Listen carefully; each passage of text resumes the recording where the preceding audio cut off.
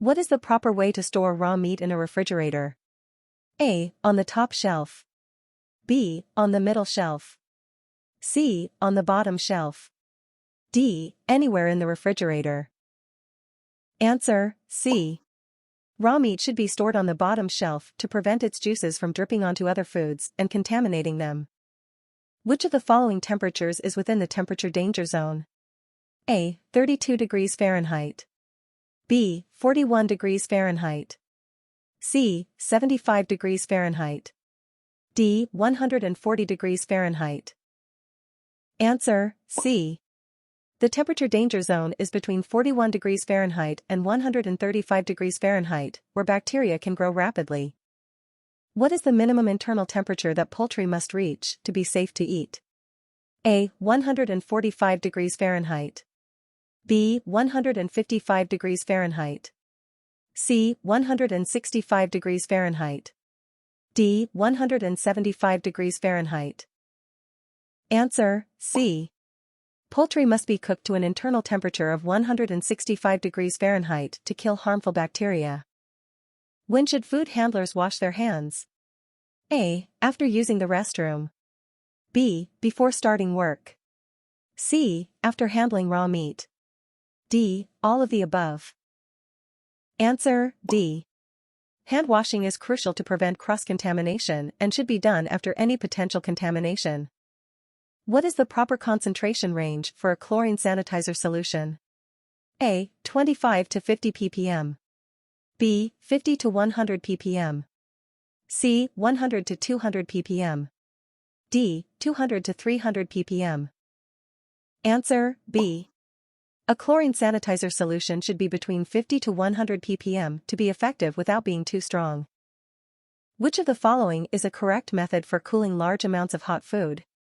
A. Place the food directly in the refrigerator. B. Divide the food into smaller portions and place in shallow pans. C. Leave the food out at room temperature until it cools. D. Cover the food tightly and place in a cooler. Answer: B. Dividing food into smaller portions and placing it in shallow pans helps it cool quickly and safely. What should a food handler do if they cut their hand while working? A. Continue working but avoid touching food. B. Cover the wound with a clean bandage and glove. C. Wash the cut and keep it uncovered. D. Ignore the cut and keep working.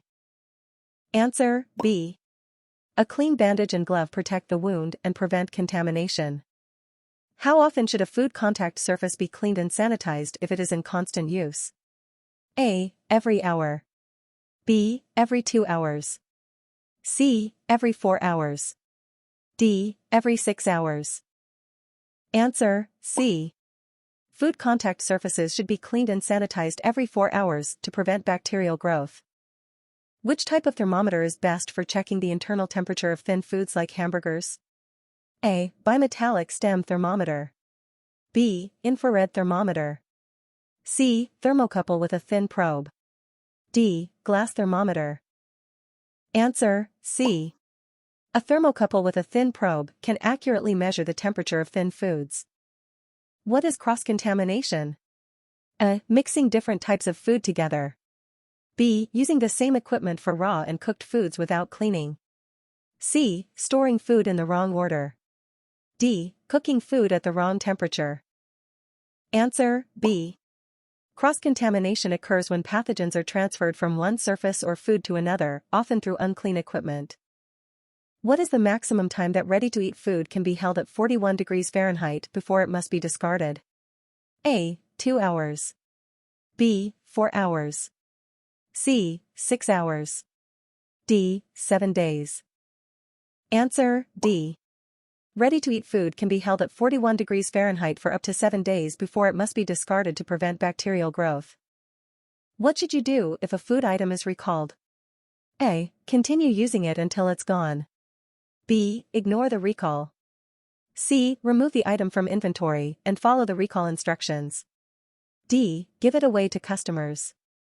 Answer: C. Following recall instructions ensures that potentially unsafe food is not served. Which of the following is a sign that a food item has been contaminated by pests? A. The packaging is intact. B. There are holes or gnaw marks on the packaging. C. The expiration date is still valid. D. The food is stored at the correct temperature. Answer, B. Holes or gnaw marks on packaging indicate possible contamination by pests. Which of the following practices helps prevent cross-contamination? A. Using color-coded cutting boards for different types of food. B. Storing raw meat above ready-to-eat food. C. Washing hands once per shift. D. Using the same knife for all food items. Answer, A. Color-coded cutting boards help prevent cross-contamination by keeping different types of food separate. What should be done with food that has been left out at room temperature for more than 2 hours? A. Reheat it to 165 degrees Fahrenheit. B. Cover and refrigerate it. C. Discard it. D. Freeze it. Answer, C. Food left out at room temperature for more than 2 hours is at risk for bacterial growth and should be discarded. What is the correct way to measure the temperature of a refrigerated storage unit? A. Use a bimetallic stem thermometer. B. Place an air temperature thermometer inside the unit. C. Use a meat thermometer. D. Place a probe thermometer in a glass of water inside the unit. Answer, B. An air temperature thermometer accurately measures the ambient temperature inside the storage unit. Which of the following is a TCS, time/temperature control for safety, food? A. Bread. B. Dry rice. C. Sliced melons. D. Uncooked pasta. Answer, C. Sliced melons are considered TCS foods because they require time and temperature control to prevent bacterial growth. What is the purpose of material safety data sheets, MSDS? A. To provide recipes for food preparation. B. To outline safe handling and storage procedures for chemicals. C. To list menu items for a restaurant. D. To provide nutritional information for food items. Answer, B. MSDS provide information on the safe handling, use, and storage of chemicals.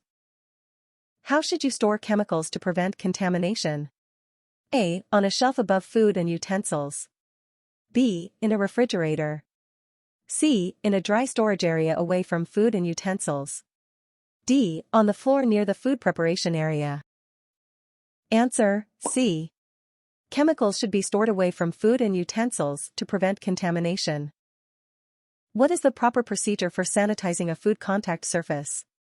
A. Clean, rinse, and then sanitize. B. Sanitize only. C. Rinse, sanitize, and then clean. D. Clean, sanitize, and then rinse. Answer, A. The proper procedure is to clean the surface first, rinse it, and then apply sanitizer to ensure it is free from pathogens. What is the correct method for thawing frozen food? A. Leave it on the counter overnight. B. Thaw it under running cold water. C. Thaw it in the refrigerator. D. Both, B, and C. Answer, D. Both thawing under cold running water and thawing in the refrigerator are safe methods. Which food item needs to be cooked to a minimum internal temperature of 145 degrees Fahrenheit for 15 seconds? A. Ground beef. B. Chicken breast. C. Pork chops. D. Eggs for immediate service. Answer, C. Pork chops need to be cooked to an internal temperature of 145 degrees Fahrenheit for 15 seconds to ensure safety. Which symptom must be reported to a manager? A. Coughing. B. Headache. C. Sore throat with fever. D. Stuffy nose. Answer, C. A sore throat with fever can be a sign of a contagious illness that should be reported to a manager. What is the main purpose of a food safety management system? A. To provide cooking instructions. B. To prevent foodborne illness. C. To control food costs. D. To create recipes. Answer, B. The primary purpose of a food safety management system is to prevent foodborne illness by managing food safety risks. How can you prevent cross-contact with allergens? A. Use the same utensils for all foods.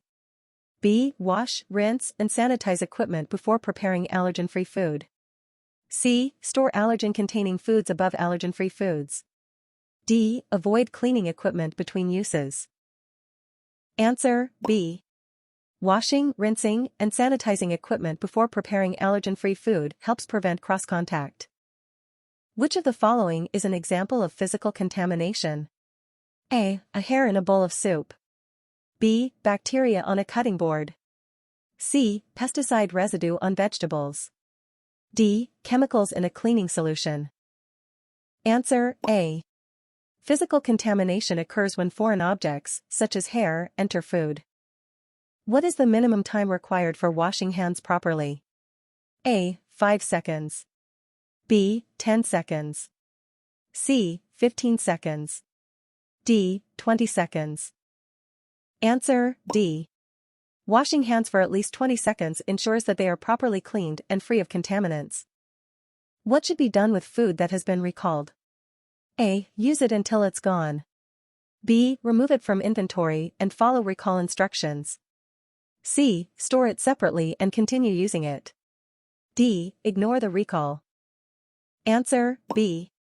Following recall instructions helps ensure that potentially unsafe food is not consumed. Which of the following is considered a ready-to-eat food? A. Raw chicken. B. Uncooked pasta. C. Fresh fruit salad. D. Raw ground beef.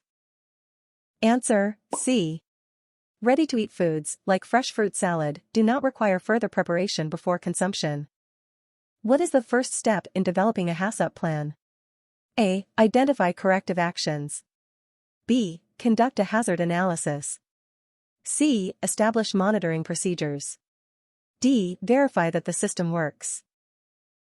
Answer B. Conducting a hazard analysis is the first step in developing a HACCP plan to identify potential food safety hazards.